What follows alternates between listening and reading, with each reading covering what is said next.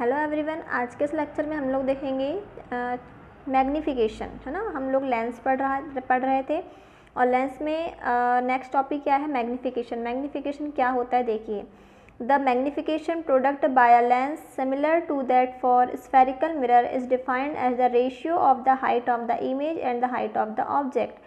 Magnification is represented by the letter M if h is the height of the object and h dash is the height of the image by a lens, then the magnification product by the lens is given by. तो magnification क्या होता है, जो हमने mirror में पढ़ा था same lens में मैग्नीफिकेशन की। मैग्नीफिकेशन को हम कैसे प्रोड्यूस कर सकते हैं, किसी भी लेंस के द्वारा हम मैग्नीफिकेशन को कैसे प्रोड्यूस करेंगे, similar so that so spherical mirror is defined as the ratio of the height of the image and the height of the object.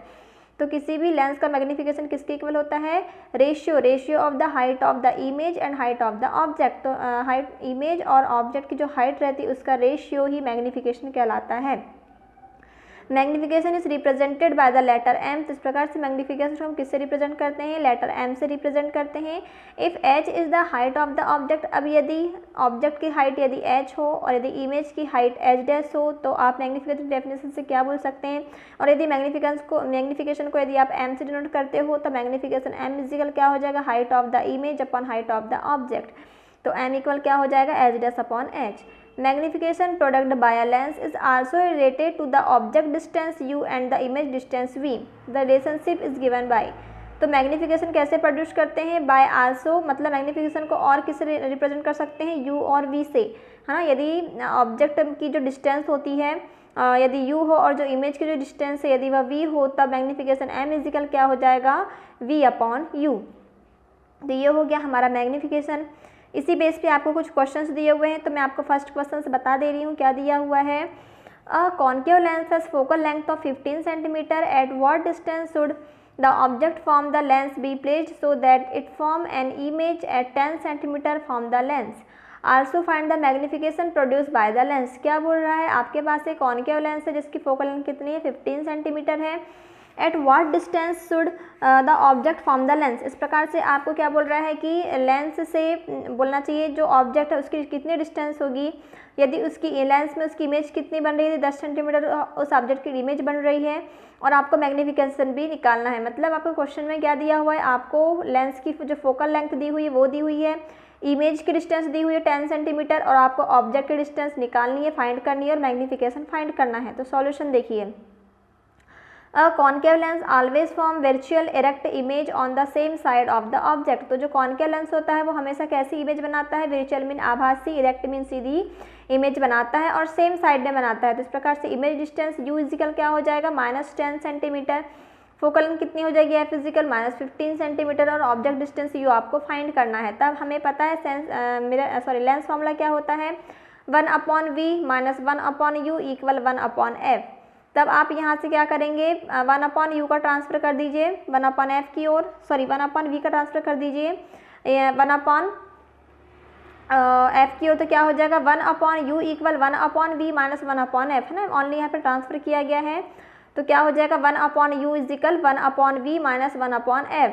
अब 1/u इजिकल देखिए, अब सबकी आपको वैल्यू पुट करनी है. u v f की तो आपने वैल्यू पुट किया, तो v और f की वैल्यू पुट किया, तो v की वैल्यू -10 है और f की वैल्यू -15 है. तब 1/u इजिकल क्या हो जाएगा, 1/-10 माइनस 1/-15. आप इसे सॉल्व करोगे तो क्या आ जाएगा, -1/10 प्लस 1/15. तब 1/u इजिकल क्या आ गया आपका, 1/-30, और u की वैल्यू क्या आ गई, -30. तो इस प्रकार से आपकी ऑब्जेक्ट डिस्टेंस कितनी आ गई, 13 सेंटीमीटर. और इस प्रकार से आप मैग्नीफिकेशन निकाल सकते हो. तो मैग्नीफिकेशन इजिकल क्या होता है, v/u. तो m इजिकल क्या हो जाएगा, v की वैल्यू -10, u की वैल्यू -30. तो क्या आ जाएगा, 1/3 या 0.33. ये आ गया आपका magnification. The positive sign show that the image is erect and virtual. The image is 1/3 of the size of the object. यहाँ पे जो पॉजिटिव साइंस आपको दिख रहा है प्लस 0.33 के सामने, वह क्या शो करता है कि इमेज सीधी बनी है, मतलब इरेक्ट मीन सीधी, विर्चुअल मीन आभासी बनी है, और इमेज से 1/3 पार्ट में बनी है. तो ये हो गया हमारा. इसी प्रकार आपको सेकंड क्वेश्चन भी सॉल्व कर लेना है. अब आते हैं हम लोग पावर ऑफ लेंस में. तो पावर ऑफ लेंस क्या हो जाएगा, you have already learn that the ability of a lens और टू कन्वर्ज और डाइवर्ज लाइट रे depend on it's focal length. हम लोग ने पढ़ा है कि जो बोलना चाहिए जो इमेज है ना, इमेज से जो या फिर लेंस से जो बोलना लाइट को जो डाइवर्ज और कन्वर्ज करने की जो या डाइवर्ज या कन्वर्ज करने की जो प्रॉपर्टी होती है किस पर डिपेंड करती है, फोकल लेंथ पर डिपेंड करती है उस लेंस की। For example a convex lens of short focal length band on the light रे थ्रू द लार्ज एंगल। अब क्या बोल रहा है एग्जाम्पल के लिए, जो आपके पास यदि आप कॉन्वेक्स लेंस ले लीजिए तो convex lens of short focal length की, कॉन्वेक्स लेंस की फोकल लेंथ कितनी होती है, शॉर्ट होती है, तो बैंड द लाइट रे थ्रू द लार्ज एंगल, तो वहाँ से क्या होता है जो लाइट की जो रे क्या बोलना चाहिए झुकती हैं वह बहुत बड़े एंगल से झुकती हैं। By focusing them closer to the optical centre. Similarly, concave lens of very short focal length causes higher diverge than the one with longer focal length। इस प्रकार से आप कॉन्वेक्स लेंस की, कॉन्केव लेंस की बात करें तो कॉन्केव लेंस की जो फोकल लेंथ होती है बहुत शॉर्ट होती है, जिसकी वजह से क्या होता है कि वहाँ पर जो डाइवर्ज होता है लाइट वो बहुत ज़्यादा होता है। The one with longer focal length. अब देखिए degree of convergence of divergence of all light रे achieve by a lens is expressed in the term of its power. तो इस प्रकार किसी भी लेंस की लाइट रे को कन्वर्ज और डाइवर्ज करने की जो प्रॉपर्टी है उसको किसी से शो करते हैं, पावर ऑफ लेंस से शो करते हैं। तो देखिए the power of lens is defined by the इस प्रकार से किसी लेंस पावर ऑफ लेंस क्या होता है, the power of a lens is defined as the reciprocal of its focal length. तो किसी भी लेंस की जो पावर लेंस होती है या पावर जो होती है वो क्या होती है, उसकी फोकल लेंथ की रेसिप्रोकल होती है।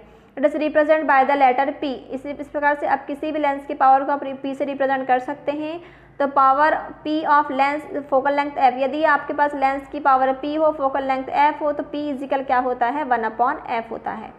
ये हो गया आपका। अब देखिए the SI unit of power of lens dioptre. इस प्रकार से किसी भी बोलना चाहिए क्या लेंस, उसका जो यूनिट होती है पावर की जो यूनिट होती है वो डायोप्टर होती है। It is denoted by the letter D. इसे आप डी से डिनोट करेंगे। If F is expressed in metres है ना, metres then power is expressed in dioptre. इस प्रकार से यदि क्या बोल रहा है, यदि आप फोकल लेंथ को किस पे रिप्रेजेंट करें, लेंथ को आप मीटर में रिप्रेजेंट करें तो पावर को आप डायोप्टर में रिप्रेजेंट करेंगे। Thus 1 dioptre is the power of lens was focal length is 1 metre. इस प्रकार से किसी भी 1 फोकल लेंथ वाला जो लेंस है उसका डायोप्टर क्या, उसका जो बोलना चाहिए पावर कितनी होगी 1 डायोप्टर होगी। तो 1 डायोप्टर इजिकल क्या हो जाएगा 1 मीटर इजिकल क्या हो जाएगा 1 dioptre. You may note that the power of a convex lens is positive and that of a concave lens is negative। आपको ये पता होना चाहिए कि जो कॉन्वेक्स लेंस है उसकी पावर कितनी होती है, पॉजिटिव लेना है, और जो कॉन्केव लेंस होती है उनकी जो वैल्यू क्या होती है पावर की वह नेगेटिव होती है। ठीक, तो इतना करना था। अभी यहाँ पर क्या दिया देखिए ब्रैकेट में, Many optical instruments consist of a number of lenses. They are combined to increase the magnification and the stress of the image. The net power P of the lens placed the contact is given by the algebraic sum of the individual power P1, P2, P3 dash as P equal P1 plus P2 plus P3 dash। तो क्या बोल रहा है इस प्रकार से many optical instrument consist of number of lens. ऐसे भी बहुत से इंस्ट्रूमेंट आपके मतलब हमारे प्रैक्टिकल लैब में होते हैं जिसमें बहुत सारे लेंस यूज़ होते हैं एक ही इंस्ट्रूमेंट में।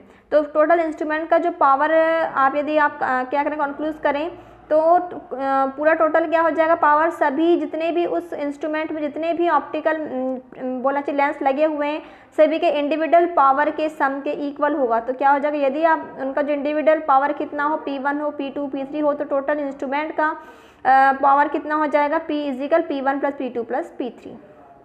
इसको इतना ही करना है और इस प्रकार से आपका चैप्टर होता है एंड। आज के लेक्चर में इतना ही। Thank you.